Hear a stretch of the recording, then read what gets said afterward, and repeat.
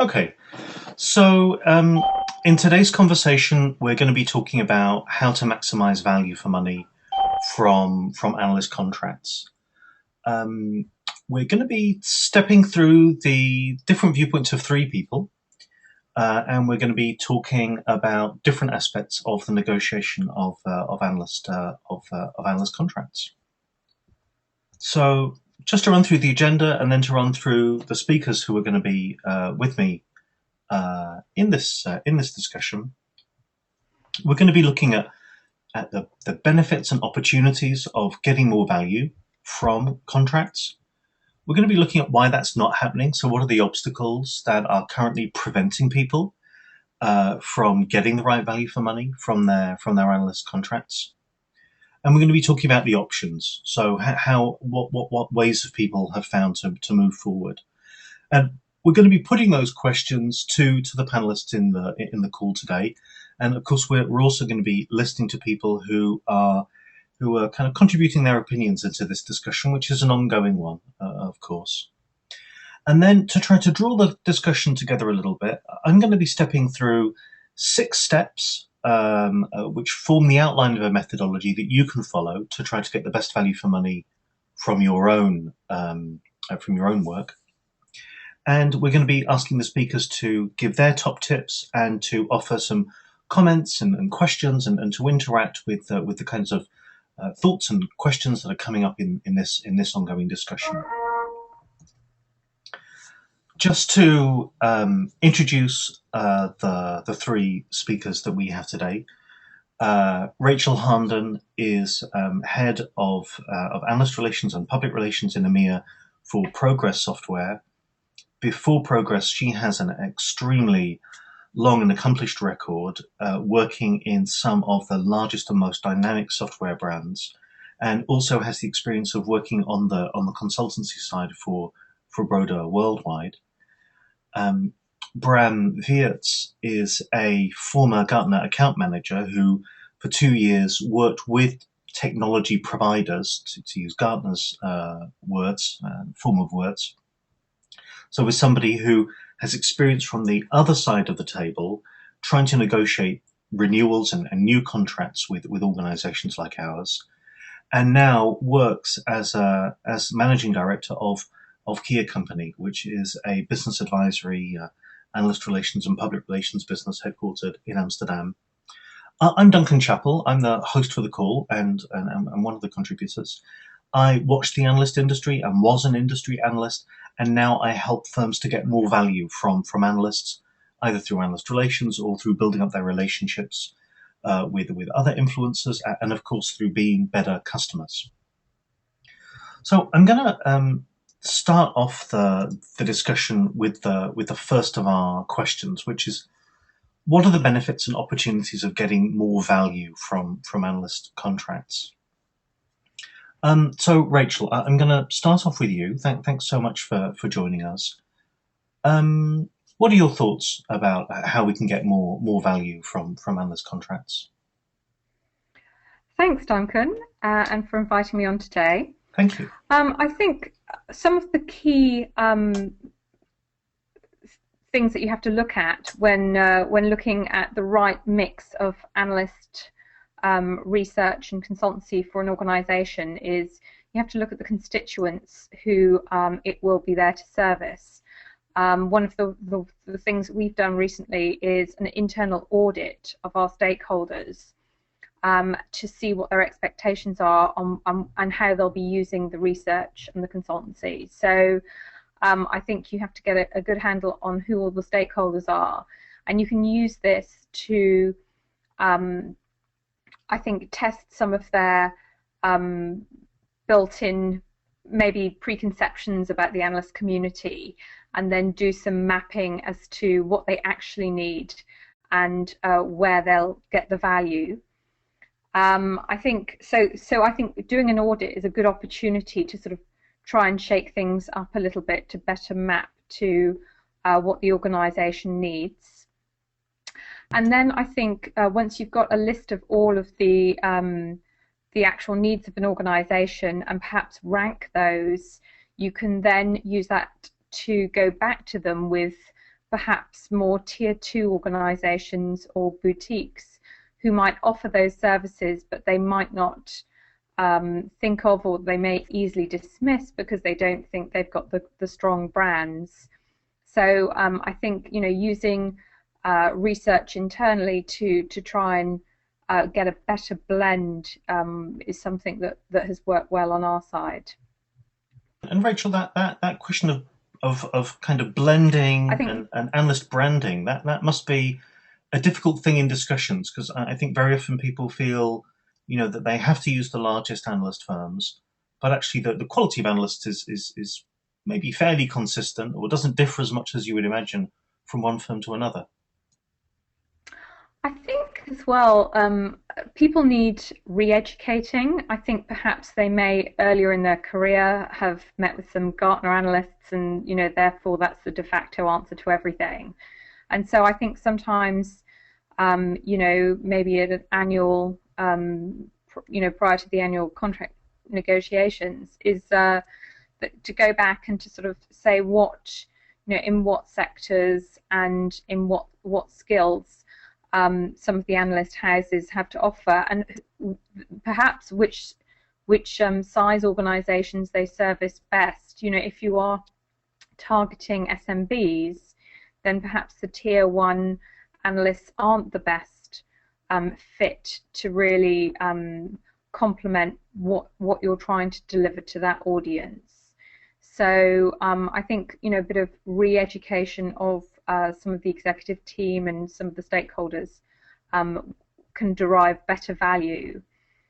I think, well, I won't preempt something I'm going to say later, but I think potentially doing some trials with some smaller tier 2, tier 3 analyst houses or consultants to get them better visibility within your organisation might be a way to go there. And Bram, I wonder if I can bring you in here. I mean, obviously you've got this fascinating view from both sides of the table. Firstly, of having had lots of discussions with people like Rachel in technology provider organisations, but also feeling the kind of pressure that account managers at Gartner and firms like Gartner, I imagine, must be similar. The kind of pressures that folk like you get placed under. Yeah. Hi, Duncan. First of all, thanks for inviting me. Absolutely true. And actually, what Rachel just said is actually coming from a completely different part of the customer base of Gartner. Gartner has two kinds of bases. Actually, one $1 billion plus revenue, and the SMB market that goes up to $1 billion. Hey Bram, you're a little quiet. I don't know if you can speak up a little louder. Yeah, is this better? A little bit. Let me see.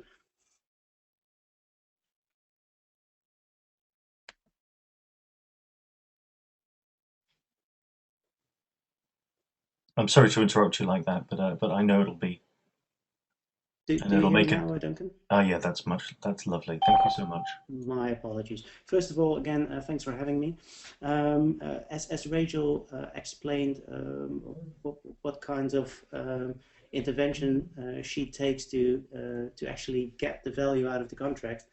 For instance, Gartner has two lines of businesses: the SMB market that goes up to 1 billion, and everything above that's large enterprise.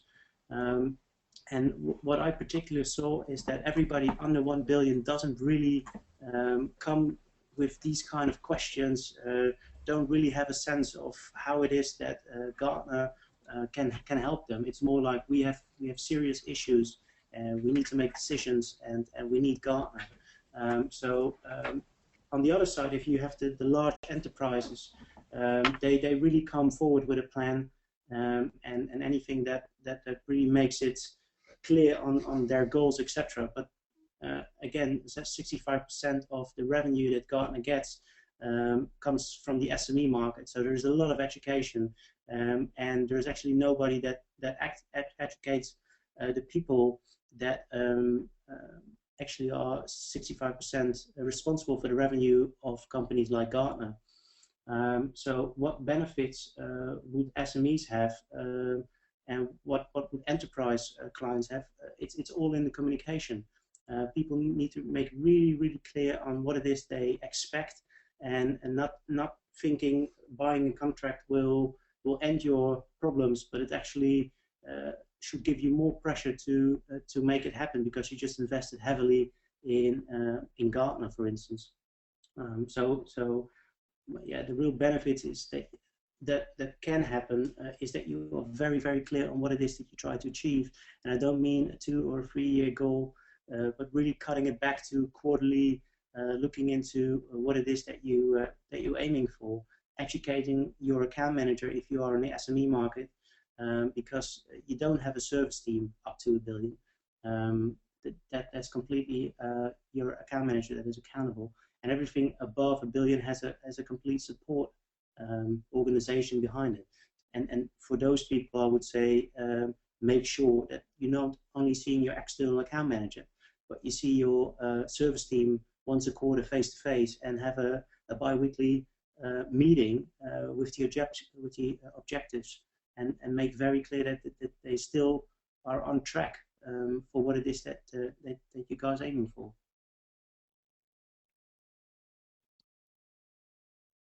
Bram, I wonder if I can ask you, I mean, one thing that I see is that very often clients get pushed towards particular kinds of packages of things in their contracts, regardless of what really seems to be in their best interest. So a classic example of that is to buy more research and fewer advisory days. You know, and I guess in many firms, in many situations, the analyst firm is going to make much more profit on selling research, and but the user is often going to get a lot more value from advisory days than they will do from research. So I suppose what I wonder is how often have you seen clients really following the lead of the account manager, really buying what the account manager tells them to buy, and how many clients have actually got a more active understanding of the kind of benefits that they want to get out from their contract, and how realistic those expectations are? Well, honestly, the 20 clients I served in the 2 years I was at Gartner, nobody actually came up with anything themselves. That sounds Really? a bit harsh, but that's the straightforward reality. They really expect that the person that is helping them, especially at Gartner, knows it all. And as I always said, the account executive is the dumbest person within that organization, but it is the gatekeeper for everything that the client is buying. And in the end, especially in the SME market, you need to make sure that the client gets what you actually sold to him or her. So nobody came with a realistic figure. Of course, they all wanted to end up in the magic quadrant, or wanted to being added as a cool vendor, and they really thought that if I have a contract with Gartner, I can put that on my website, and then possible prospects would take us much more seriously because we invested heavily in Gartner, and that is not the type of relationship you have with Gartner. It's a very big library. If you are interested in to see what your competition is doing, and if you want to see where the technology is heading, etc., that is one type of action you can take with Gartner, and the other action is that you get on the radar screen of analysts. And smaller firms often have great ideas and good technology, but the analysts are not really keen on listening what they always have to say, and that, yeah, that's a bit of a mix in the pain that Gartner actually has at this stage. Although 65% of their income is from SMEs, they are not taken particularly seriously all the time by Gartner analysts and by the organization around it. And yeah, what clients feel is that, especially when they hit 50% of their marketing budget towards Gartner, is that you need to provide a solution for whatever problem they have to offer you. And 9 out of 10 times that has nothing to do with what Gartner has to offer. So I guess one of the big benefits of really thinking in a more structured way about what you want from analysts is that you're able to escape from this misunderstanding, that by spending money with analysts, that you're automatically going to get more favorable outcomes in research. I mean, obviously, almost every vendor of note is a client of the major analyst firms, and they can't all be getting favorable treatment because that's just everybody. Let me move on to the next question, which is about what are the obstacles? What is the reason why firms currently aren't getting all the benefits that we've just spoken about? Bram, I wonder if I can start with you first. What's your view of what it is that's preventing people from getting better value from their relationships with analysts? It's primarily well, everything is under a magnifying glass at this stage. It doesn't matter if you're a Gartner client, a Forrester client, 451 research client. It doesn't really matter. Everybody's under the magnifying glass, and that comes from both sides. It comes from the analyst firms, and that comes from the companies that offer the budget towards having those subscriptions. And the real obstacle here again is that the market has changed. There is less money, and there is actually equal work. Maybe sometimes there is more work for certain customers to hold them onto their contract. And what happened if you look at for instance Gartner, they have a huge amount of people working for them, and one of the biggest sales forces work at Gartner. And the reason for that is quite simple. The load on the cost that Gartner have to make every single year to pay off everybody and to keep on growing is the biggest of them all. And now you can say that's quite normal because they are the biggest. They're actually, if you compare it to certain other organizations, in scale they're bigger because they have more people. But if they would scale back, there isn't really anything that make them the biggest anymore. It's just a numbers game. And an average salesperson at Gartner needs to do 400 to 500,000 per head to make the company go around. And the big deal at Gartner is that they don't have the five-legged sheep working within the organization. An analyst is an analyst. They write articles, and sometimes they do a bit of consulting in the way of a SaaS day. The reason they have to do SaaS days, or actually the reason they don't want to do SaaS days, is because they don't make any real profit from that, because writing research is much more valuable to analysts at Gartner. And that's why they ask extreme high prices for certain days, and that's why organizations like Pierre Orion Consultants, they are former analysts that are also able to do consultancy and are also able to do presentations, and so the mix there is quite harsh now because the environment is changing. Organizations need to change, and analyst firms are not really ready for that change yet. They've grown massively, and clients expect certain things, but they can't just get it all the time anymore because there is so much work, and people are so much under pressure. So the biggest obstacle is at this stage is really a different market environment that is really changing, and people need to adjust to that. And Bram, I wonder. I mean, when you talk about five-legged sheep, I mean, I know. I know that this is a figure of speech that you use to talk about people who are simultaneously researchers and analysts and consultants and account managers, and which you find a lot in boutique analyst firms. But in the larger analyst firms, they want a large division of labor, and maybe that doesn't always reflect the interests of clients, that you might want to be able to speak to one person who understands your whole problem, whereas in my experience of being a Gartner client, for example, I might have a problem that I would want Gartner's advice on, and actually I would speak to three analysts, each of whom had one part of the solution, and I had to do the integration myself. And I think maybe that's one of the things that can make it hard for people to see how it could be different and how they could get more value from analysts. Absolutely true.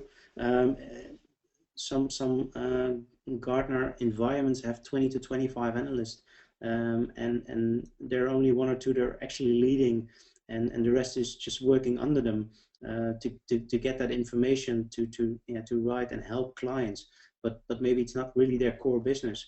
On the other hand, your salesperson has to resell within the organization your issue before you can talk towards an analyst or a consultant, or and with Costellian,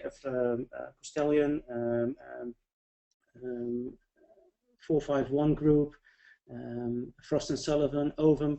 There are more analysts there that actually can do much more for you. So you speak to one person that can do multiple businesses on the inside of the organization for you, instead of having to deal with every single time you have to deal with a different contact person. And of course, your account executive or account team is your primary contact, but there's always some delay or misjudgment when you talk to them, and they need to translate it towards the back office to make sure that you get what you're actually aiming for. Rachel, I wonder if I can turn to you here, because on the end user side, I mean, you've been in incredibly different organizations. I mean, I'm thinking of firstly the experience of Oracle, which is an absolute powerhouse, which has a very complex product portfolio spreading over everything.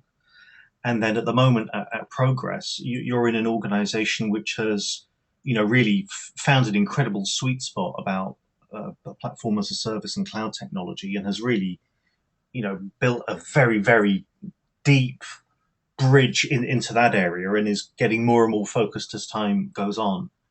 And I'm thinking, so looking at those different environments, do you see any common factors about the sorts of things that are holding people back from making the most of the relationships that they have with analysts, or the way that they're consuming services from analyst firms?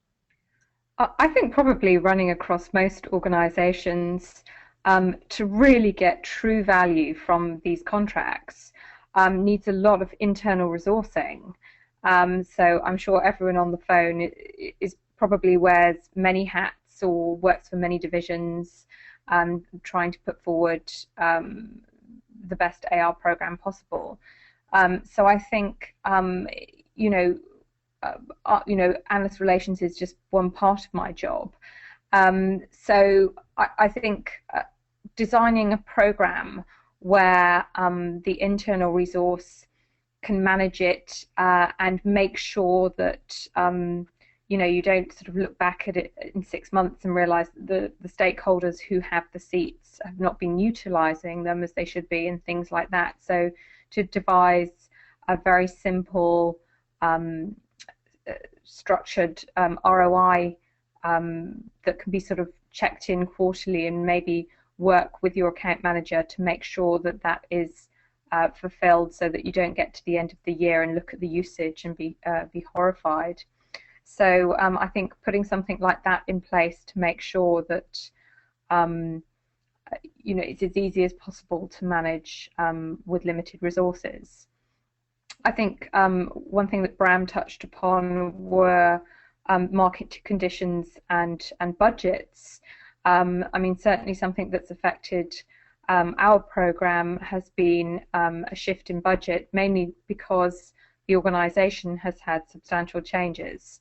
But I also think this was a bit of an opportunity to go back to sort of what the de facto program looked like, and to really examine whether we were it was the right blend for the company moving forward. Just to put you in the picture, we had 78% of our spend last year was going on Gartner, and obviously that's a huge part of the budget, and is probably the wrong type of mix. So through the audit that I mentioned earlier, we were able to go back in and look at the type of services different companies offered versus what our requirements were, and come up with a better blend, but also using all of the internal constituents to get to that point. As you know, I think one of the obstacles is really the internal team, and to really challenge where they saw value versus you know, the actual value, and playing it back via this audit was very, very helpful to be able to sort of dismantle this sort of reliance on tier one vendors. And then I think I have to come on to my final point here, is really talking about account managers. I've got examples of where we could work with the account manager to really explain the situation where the business had got to, and what kind of blend and mix requirements we need moving forwards. And in one instance, you know, had a very strong and supportive account manager who was respectful of the historic relationship, who wasn't there just to sell us seats, and you know, worked with the business to get to an agreement that would work. And we had, you know, an account manager where, you know, it became a huge obstacle. So I certainly don't have a magic bullet for that that answer, or you know, how to manage that. I think it's a case of making sure that you just keep the account managers briefed on what you're trying to achieve, and hoping that they can come up with a good proposition to help you along with getting to the best solution for the business. I'm always reminded of this this idea that in a negotiation, you know, the choices that you have are only as good as the best alternative to what it is you're negotiating. And I think one of the things that's interesting is what you say about like second tier firms. I mean, very often, especially in niche areas, you can have smaller firms which are delivering research which is just as good, or delivering advisory services which is just as strong or maybe stronger than large firms. And I think, and I kind of see that in some organisations there's something about power and status. I mean, have you seen this sometimes, that you know, people think it's just much more important that they are speaking to Gartner than it is that they are speaking to CXP or something like that? I mean, have you ever come across that?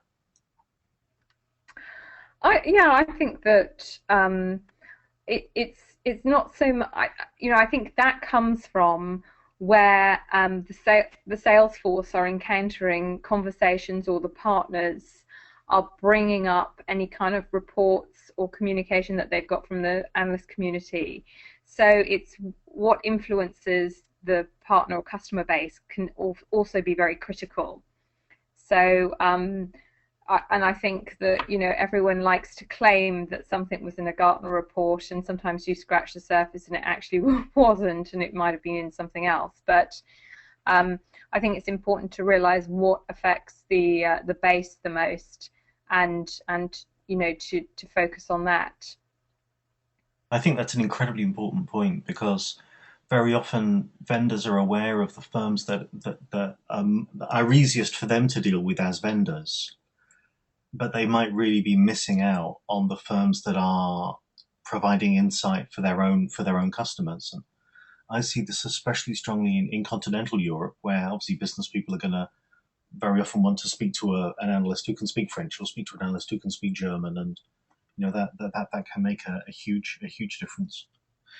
I want to just move along a little bit to the next, I suppose, the meat of things. You know, how can people move forward? You know, what are the ways? What are the tactics? We've touched on some of them already, but you know, what are the key options that people should be looking at if they want to start now to put down a foundation to get better value from their analyst contracts when they negotiate them? Rachel, do you want to kick off on that?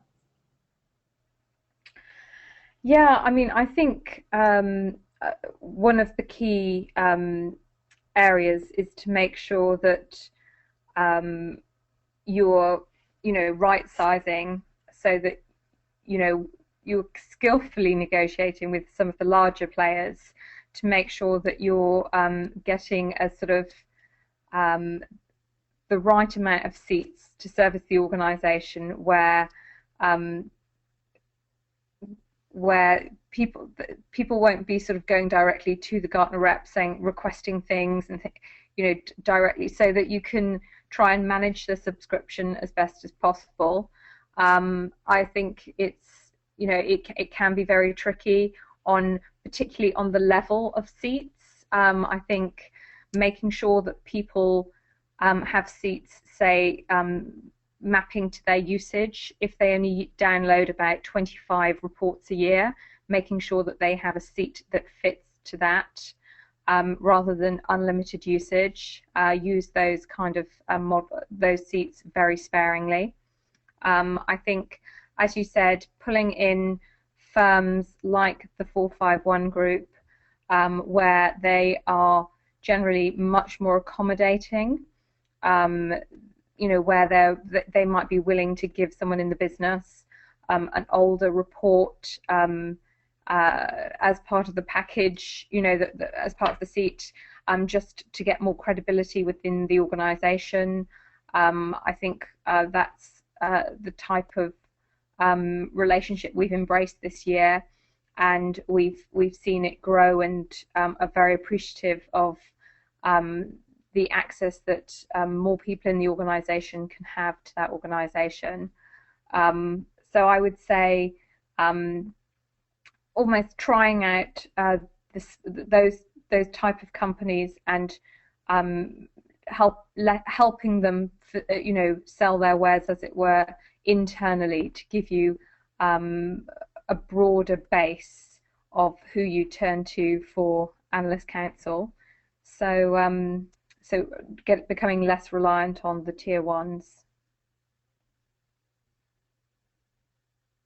I think this thing about the tier ones is very interesting, because there's something, I think there's really something about status. I come across a lot of people who are struggling with a situation where senior managers demand the right to have the highest levels of access, and then when you look, they're actually not using it, or what they are using is just one tiny little thing. I suppose the classic example of that is somebody who's got a Forrester leadership board seat, and only uses that because they go onto the meetings and they never log on. I mean, is there an easy way to deal with that, or is there just are there only really, really hard ways to deal with that? I think we had to adopt a situation where we looked at what the corporate communications function was willing to budget for and support, making sure that we got good coverage across all of the business units and access to different types of research. But I think beyond that, I think what we've done is push back into those various business units that they already have, a certain blend of access to different organisations, and should they require more, then they will have to fund that from, say, a product marketing seat, product marketing budget. So I think, then people need to readdress whether their need is so high, but all the time making sure that the account rep funnels all of the budgetary decisions through one point of contact, so that they don't sort of then get into an organisation and sell their wares, so that, say, perhaps different geographies end up buying the same services, which has been known to happen. So, but I think challenging the business itself on, stating that they've got certain levels of access, and did they need that, and if they do, then they might need to fund it through a different way.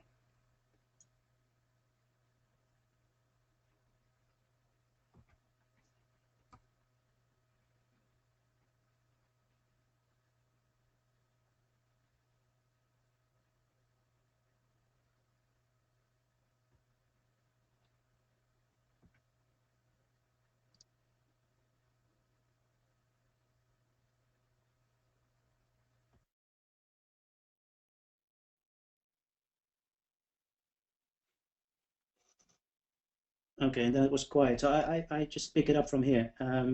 What are the options and how to move forward? Um, I honestly think it's completely depending on your needs. Again, one firm does not have all the answers, and moving forward is explaining what it is that you need, and not particularly what they want you to buy. Um, what happens a lot is at for instance, Gartner, a lot of people have loads of seed, and as Rachel pointed out, if you look at the usage, you really need to look into the subscription and the type of subscription, because it would be a real waste to have 35 to 40k seed, and that is actually not talking to more than 2 or 3 core analysts and downloading 25 documents, because that you can do for 5 or 6 thousand euros a year.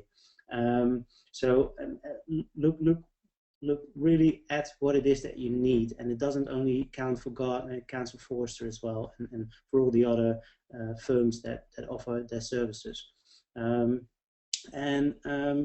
Well, you obviously you don't need loads of seats to get to the same value.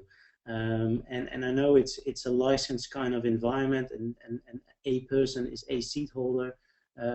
But for instance, you have those role-based examples. Within smaller organizations, it would be a bit weird to have 5 seats because they have 5 different roles.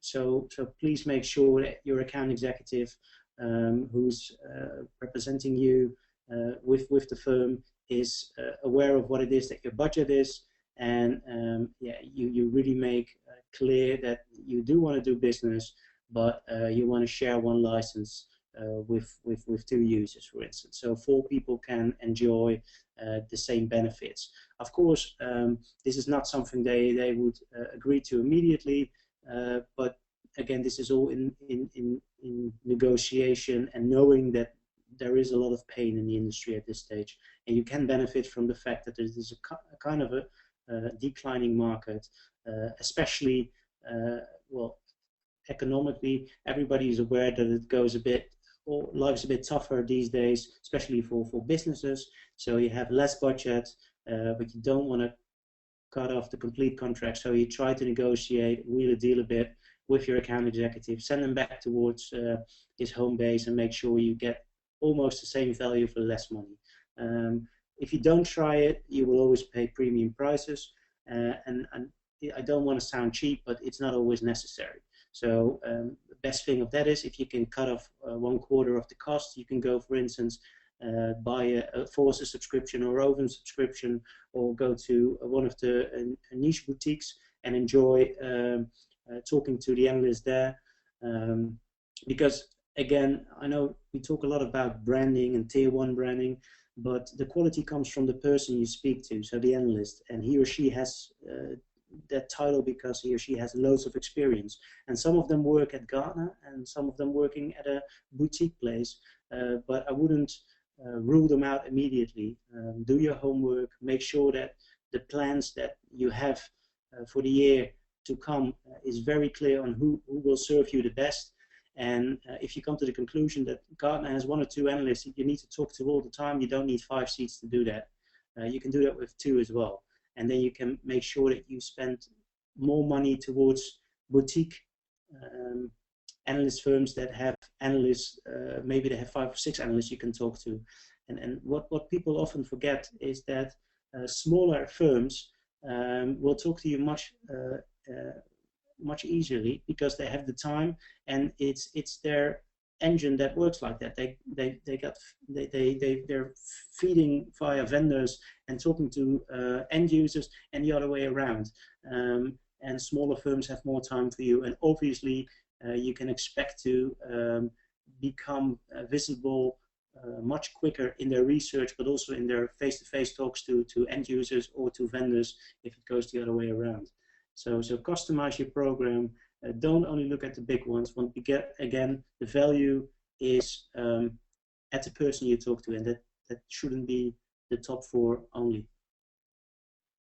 It's incredibly valuable, and I think so many people, especially I think will be questioning themselves at this whole idea that they can negotiate aggressively with salespeople. I mean, especially at Gartner, so many people find themselves in that rut where the account person is just saying, no discounts.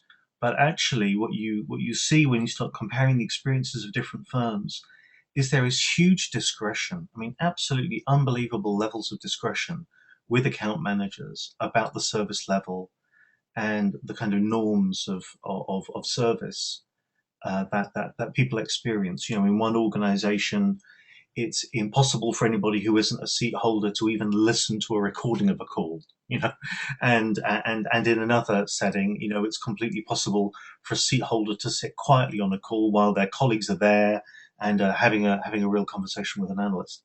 And that's driven by uneven, by different levels of account management, different levels of service, which just reflect the effectiveness with which clients negotiate.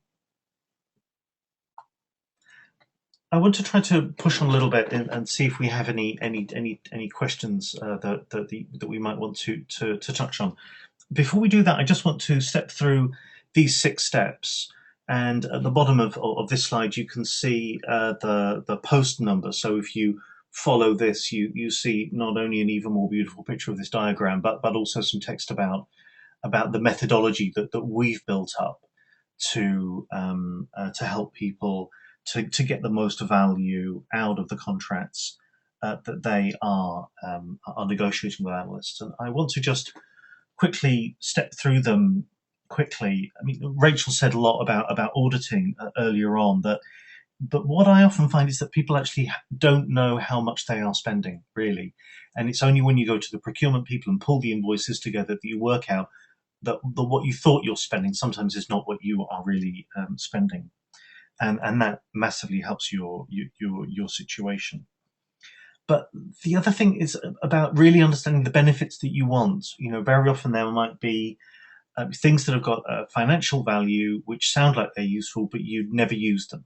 So a great example of this, I'm thinking of my time as a Gartner client. Actually, I get a lot of tickets for events, and I'm not very good at using them.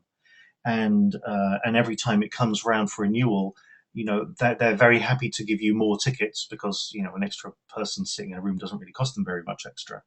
But maybe the benefits that you're being given are not the values, are not the valuable things that you really want to get out. And I think business goals, I think are really important to understand the topics that you need, the kind of coverage that you want, the kinds of experts that you need. And identifying, options, trying to see, if you weren't using this analyst firm, where else would you get the insight from? If this favored analyst was to disappear and go to another firm, then what would you do the following day? Happens all the time especially with some of the smaller firms, that I see vendors who subscribe to a particular analyst firm because that analyst is there, and then the following day, this analyst packs their bag and goes somewhere else, and they're left with a contract that doesn't work. So knowing where else you can go and knowing who else might be valuable is incredibly important. Portfolio design. So this is about slotting together different firms, trying to see how you can get the same kinds of levels of service, but with the most effective allocation of your spend. And then finally, negotiation. It has to be an ongoing process. So it's not just about negotiating the contract, but after that, making sure that you are reviewing contracts, meeting regularly. I think it's very interesting that both Rachel and Bram spoke a lot about communication with sales executives. It's important not to be too shy to ask for a different account manager if you've got one who isn't good at communicating. I'm going to kind of wrap up. I thought it might be nice to wrap up just to see at the end of the call if any of our speakers have got any kind of top tips, anything that they haven't mentioned or anything that's resting on their mind that they might want to put forward to kind of draw together the conversation. Rachel, do you want to start off? I think once you've made your decisions for that year, I think use the time to constantly reevaluate if you've made the right decisions, and as to whether they the usage is of the right mix. I think some internal webinars to help educate people on the benefits, to the seat holders, that is, on what values they should be getting, and reminders about using inquiry calls on a regular basis, because I think those are quite effective and often are underused. So I think just, once you've made the decisions, just to keep driving the value within the organisation through managing the seat holders. And Bram, your tips? Yeah, I've got a few. I think I've mentioned them all, but I just want to point out these tips again, because they're just so basic. But on the other hand, loads of people don't actually execute on them. But tip number one, I would say, don't think that Gartner is alone in the world. I know they're very important, but the quality again comes from the analyst. So the person that tells you and operates in the market. This is not his or her logo or brand. It's the person, a real person that gives you this information. So yeah, keep on the lookout for the quality and core business of the analyst community, not the brand alone. Tip number two is communicate every 2 weeks with your AE or support team. Depending on what client status you have at Gartner, for instance, make sure you meet once every quarter face-to-face with your account executive or support team. And if you are a 1 billion plus company, they will send 9 out of 10 times their AE, but just don't accept this. They don't do the work for you. So they need to sell this back to the support team, and yeah, you can rather sell it yourself, get a bond with the team, and really execute on what it is that you need, and that's immediately tip number 3. So use them as an extension. I know Rachel said keep it a bit internally, so train the people there, etc. But on the other hand, the value also must come from your team at the firm. So use them as an extension to your own department, monitor this, make sure that they feed you just as much as you feed them, and the other way around, because every bit of information that you are working on is valuable for them to service you in the best way possible. Make a project plan and execute on it, so you know what it is that you look for, and they know what it is they need to look for.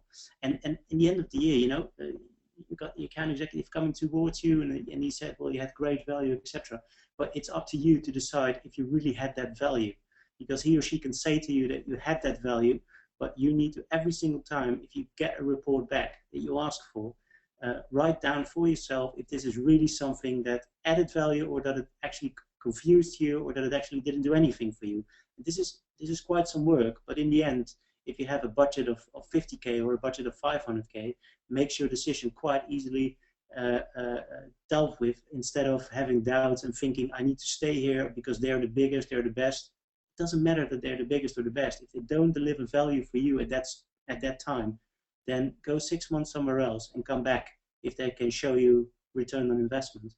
And tip number 4, and then I will be quiet, match your needs to the program every single time you go out there. So try to secure this info in a sheet, so you know to tell them based on your own experience what it is that they actually delivered, and what it actually is that you ask for. And again, this is a bit of tip number 3, but this is the most important thing, because measuring is knowing, and with analyst relations, it's quite tough to measure everything, but in terms of getting documentation, getting answers towards your questions in a measurable, on-time scale is very important, especially when you try to resolve issues.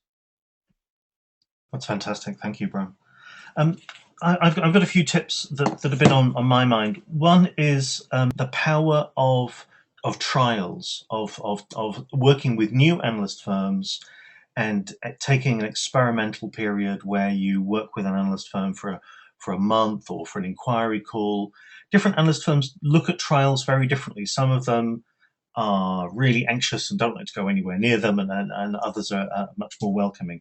But they work very effectively at helping you to shop around and see what else there is, and also at conditioning your organization to be aware of the fact that there are alternative analyst firms that can deliver high value.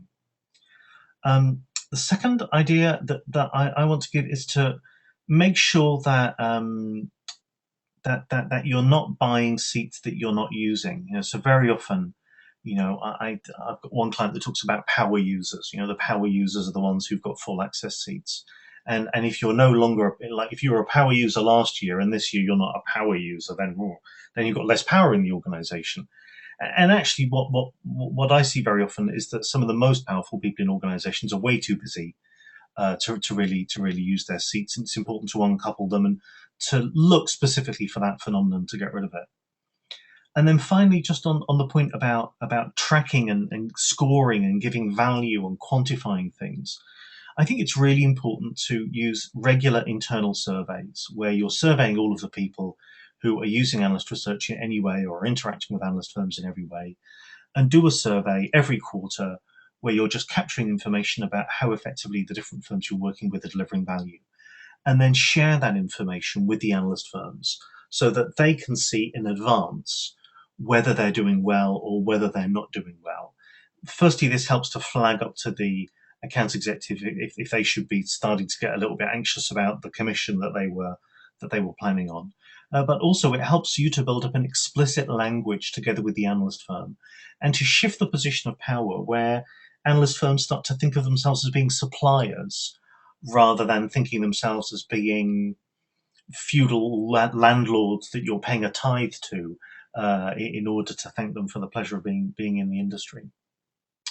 So I think those tips kind of draw together what we wanted to say. Rachel, Bram, thank you so much for sharing your insight with us. It's been absolutely amazing. Let's just see if we've got any questions or comments before we wrap up. You can either type them into the chat bar, or if you're on the phone, feel free to unmute yourself. We might have some time for a couple of questions if people have got burning thoughts on their mind that they want to share. Otherwise, feel free to drop me a line at dc@lighthousear.com, and I can run your questions past the panelists, and we can get back to you by email. We'll just pause for a few seconds in case there are any questions now. Okay. Otherwise, again, I will just say thank you once again to Rachel Harnden from Progress Software, to Bram Weerts from Kea Company, and really I would like to thank all of you very much for joining us and for listening to what our speakers had to share with us today. If you want copies of the slides, just drop me an email, and if you've got any questions or if you'd like to know more about how you can work through this process, then again I would love to talk to you about it. Okay, thanks so much for your time, and speak to you on another webinar, hopefully. Thanks very much for your time. Take care. Thanks, Duncan. Bye. Cheers, Duncan. Bye.